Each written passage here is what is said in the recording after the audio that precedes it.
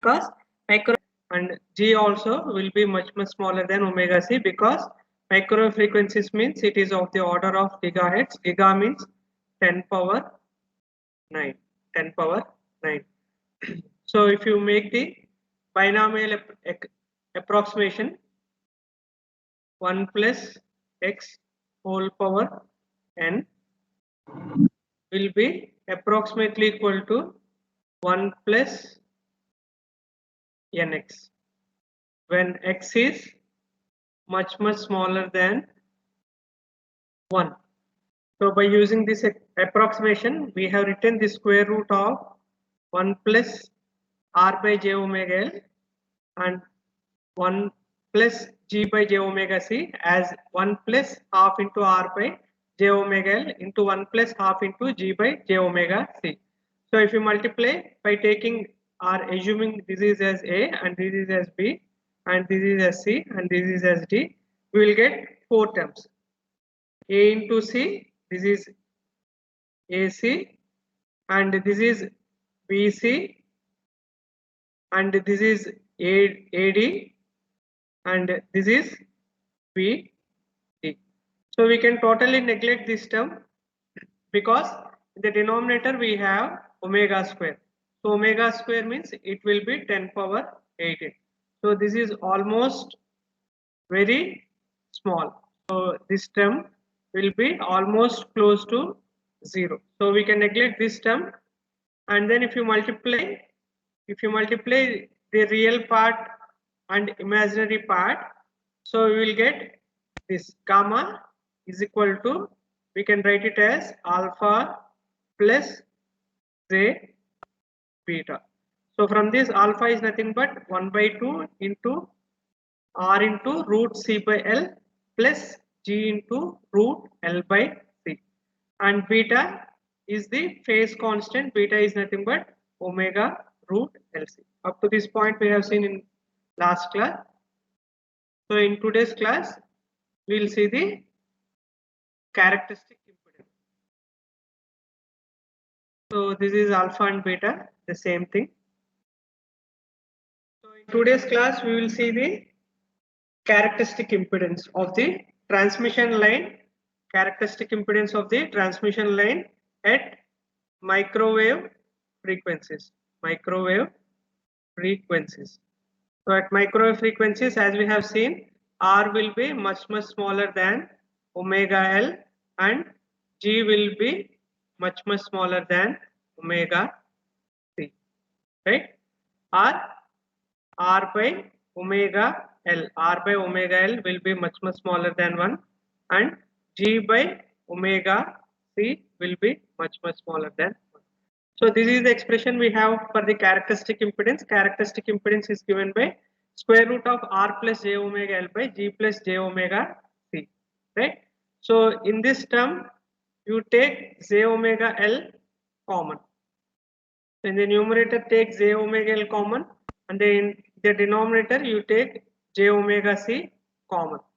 So if you take j omega L common, so it will come outside j omega L by j omega C under root.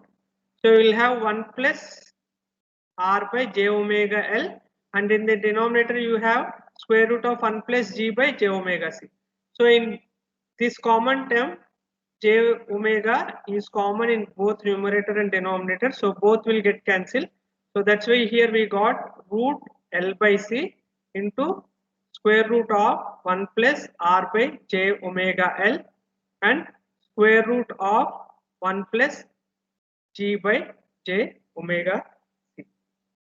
So this denominator term, this square root here we are writing as 1 by 2. Square root is nothing but 1 by 2. So this term we are taking it into numerator. So this term we are taking it into numerator. So the power will become minus half. So Z0 we have written as square root of L by C 1 plus R by j omega L of the power 1 by 2 into, as we are taking it into the numerator, it is simply 1 plus Z by j omega C whole power minus half. Whole power minus half.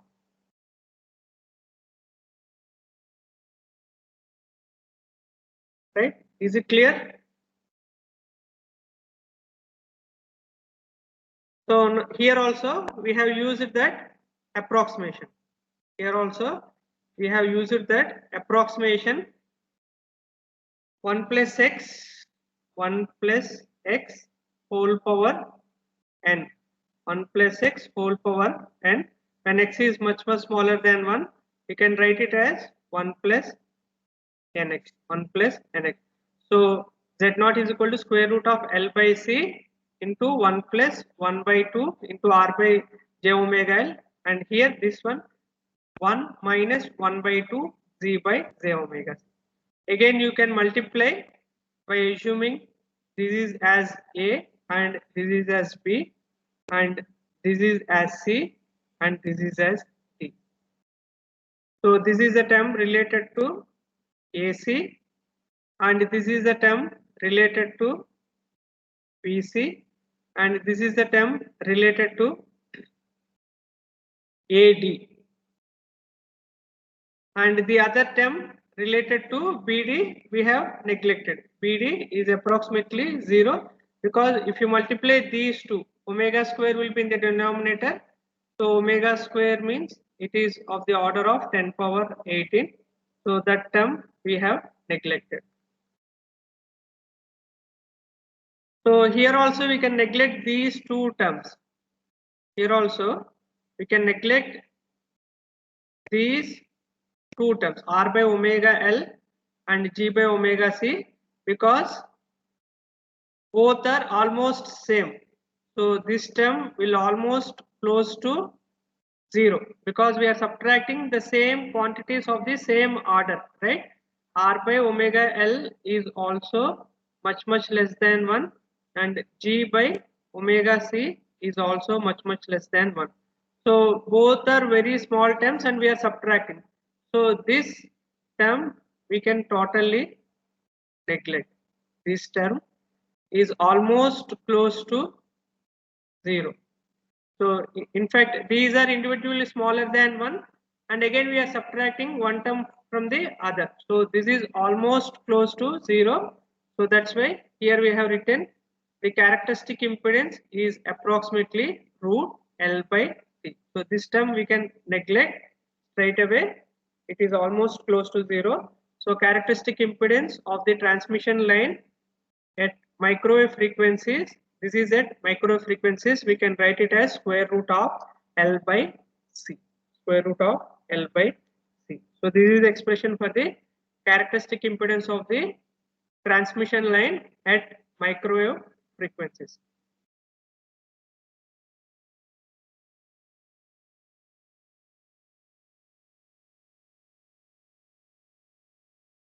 So next we will look at the phase velocity. Phase velocity you can write using letter U or we can represent with Vp also. It is nothing but the ratio of omega by beta.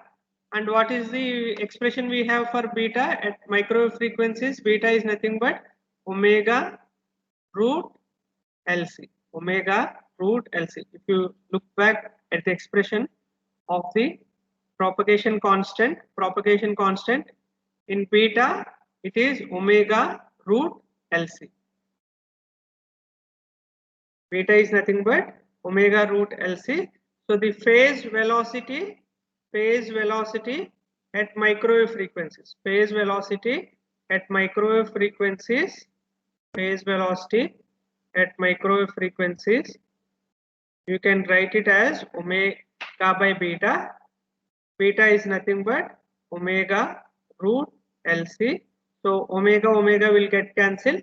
So it will be given by 1 by root LC. So whereas characteristic impedance is given by square root of L by C. Characteristic impedance is given by square root of L by C, whereas the phase velocity at microwave frequencies is given by 1 by square root of L by C. 1 by square root of L by C. So this is the expression for the phase velocity at microwave frequencies. So it is simply depending on the line parameters L and C. Similarly, the characteristic impedance is depending only on the line parameters L and C. If you like the video, please share, like and subscribe. Hit the bell icon to get latest video updates.